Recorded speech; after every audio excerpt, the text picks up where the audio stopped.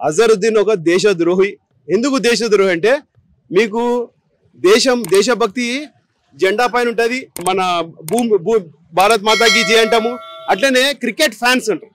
Cricket fans అక్కడ India Pakistan match జరిగినా ఏ match జరిగినా ఇక్కడ ఇండియన్స్ అందరూ నేషనల్ ఫ్లాగ్ పట్టుకొని నా దేశం గెలవాలంటే ఈ అజరుద్దీన్ అక్కడ షార్జాలో బుక్కీలతోటి పైసలు మాట్లాడుకొని ఈ రోజు మన టీం ఓడిపోతుంది, ఈ రోజు మనం సిక్సర్ కొట్టొద్దు, ఈ రోజు ఆల్అౌట్ అయిపోవాలి, ఈ విధంగా బుక్కీలతోటి పెట్టుకొని ఎవడైతే బాంబేలో బాంబులు పెట్టి బాంబేలో మాఫియా నడిపించిన దావూద్ ఇబ్రాహింతో ఈయన లింకులు ఉన్నాయి. దావూద్ ఇబ్రాహింతో లింకులుండి ఆ రోజు క్రికెట్ లో బుక్ చేసి సంపాదించి ఈ రోజు క్రికెట్ లో బ్లాక్ లిస్ట్ లో ఉన్నాడు. ఈయనని క్రికెట్ బ్యాట్ పట్టుకోదని బ్యాన్ చేసిరు ఈయన మీద.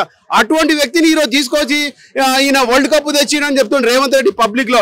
అరే బాబు మీరు జర ఒకసారి ఆలోచన చేసుకో.